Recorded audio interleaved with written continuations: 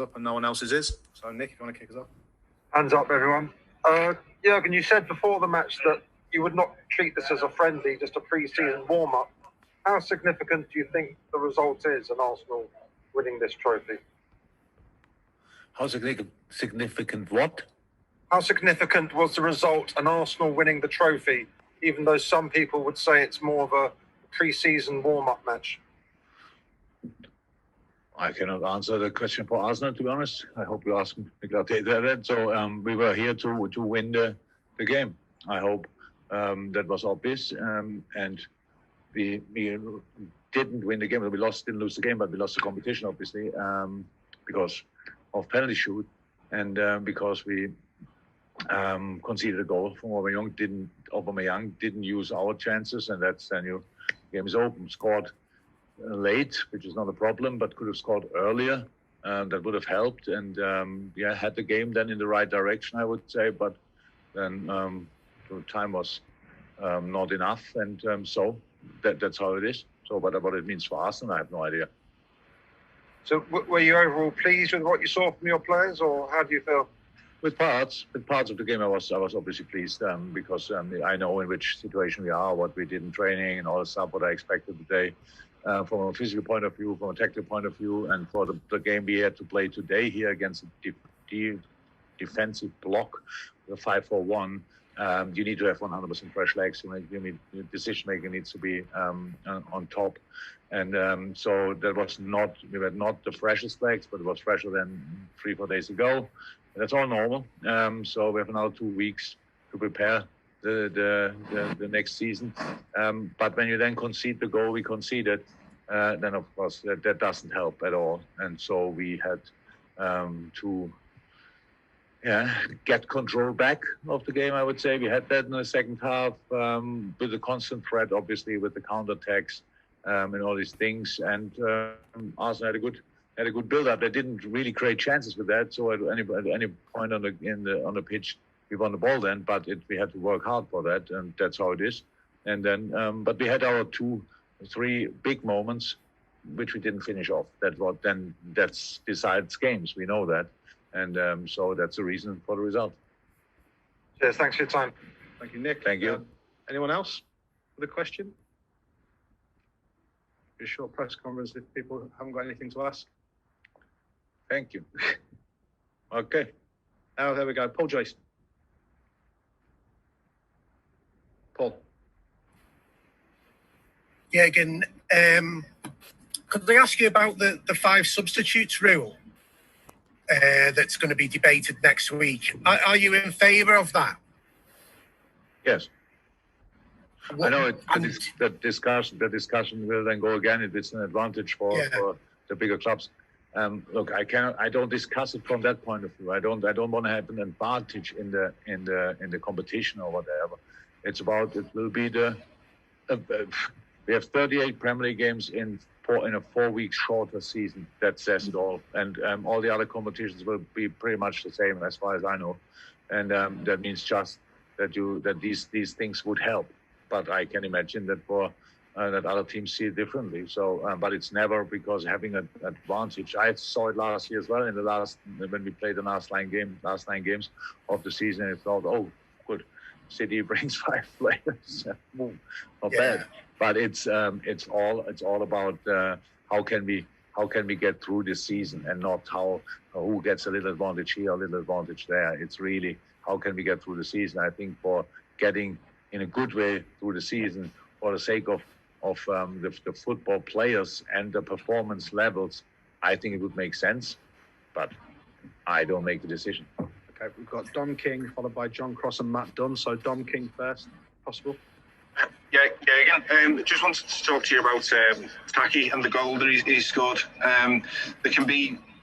Players can have sort of turning points and lift off from big moments like that. How sort of big a day do you think that is for him? Oh, it was big for him and big for us because that was the only thing what he lacked in now since he's with us, that he didn't score a goal. He had situation, it was close in plenty of moments. That helps, of course, but the shape he's in is obviously good. I think that could everybody see when he came on. But then the goal is more more or less the logical step after performing on level he performs now since especially in the preseason. So I'm very pleased for him. Yeah, was very important for us to stay in the game and for him just to make this first important step. Thank you. John Cross, and then we'll finish with Matt Dunn if there's no further ones. John. Hi Jürgen, thanks for doing this. I just filling on from Milamino. I mean, sometimes it takes a while, doesn't it, for a player to become adjusted to English football. There's so much talk about kind of the clamour for signings, but can he come in and really be like that new signing and maybe make the bigger impact now that he's sort of acclimatised to English football and indeed Liverpool, your team? Yes, he can have an impact. That's why we signed him. That's easy as that. I don't want to put down after one or two really good performances in the preseason massive pressure on his shoulder. There's absolutely no need for. We have a good football team. It's difficult to come in that team anyway.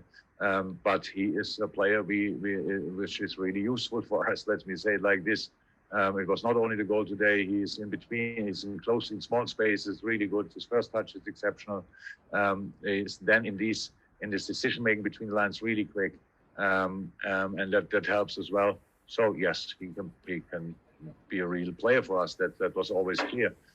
He came in the most difficult period of all our lives, I would say. He had to adapt to different things. Being alone in England in the lockdown and all that stuff. That's all not something. It's all nice. And but he dealt really well with it because he's a super professional. And so I'm really pleased for him that he could score the goal today. And that's another big step for him. Thank you. Thank you, John. And I think Matt Dunn will be our last question, unless there's anyone else who intimates before we finish. Matt, over to you. Hi, Jürgen. You made a big call with Brewster on the penalties. Have you had a chance to speak to him about how that went? And in a weird way, can that be a positive for him in the long term of his career and something he can learn from? He can. We constantly have to learn and to prove then again that we can deal with defeats. We lost today as a team, the competition, and Rhian is a part of that. So if he would have scored with a penalty and somebody else would have missed it, that would have been the same feeling pretty much. I get it. It's different when you are the one. I was in a situation myself as a player. Obviously, that's not nice, but there are bigger catastrophes than that. It's just part of the deal. I think with his technique, finishing technique. I don't think ever in his life there will be a goalie in touch with the ball around a penalty, but missing it like this is possible because he takes full risk. I didn't see him ever finish missing a penalty since we worked together. Today it happened. That can happen. That's how it is. And dealing with defeats is in football a very, very important lesson always. And we are all not perfect in it, but this will not harm him because we will not let it happen. And if somebody is to blame for that, it's me, because I made that decision. It was obvious we do it for the penalty to Gini Van Alderhoff, and we did it for the penalty shoot. But I wanted him in a position because I knew he's a natural, confident boy. He's a real finisher. His penalties are really good usually, and today not. So that happens in football and in life. No problem. So just to follow up, you said it happened to you. Does that mean that you'll talk to him, or you can use your own experiences to perhaps deal with it? I rarely join or share my football experiences with the boys because it's too long ago and everything. But I'm not the only one who missed a penalty in my life in the team. So the boys pick him up. It's not about me that I make it bigger than it is. He missed a penalty. We had a few words directly when he left the pitch. That's all fine. Nothing to apologize for or whatever. That's football, no problem. We should, if we would have wanted to win the game, then we should have scored during the 92 minutes. We didn't do that often enough, and that's why it came to penalty shoot, and it's a lottery. We know that. It's not about who's the best, who's that. It's just you have to score, and we did that 4 times really well. And this penalty was not the worst I ever saw. It was just a little bit too high. It was absolutely no chance for the goalie, just too high, and that's why it happened how it happened. And what was the occasion when you missed, Jürgen? Sorry? What was the occasion when you missed? It's too long ago. I don't know anymore. But it was for sure in the cup game. Whenever. Don't know. It's really too long ago. Sorry. Would you like still to help remember. you. Would like to help you. Thank you, guys. Thanks again. Tom. Bye bye. Good. Thank you. Bye bye.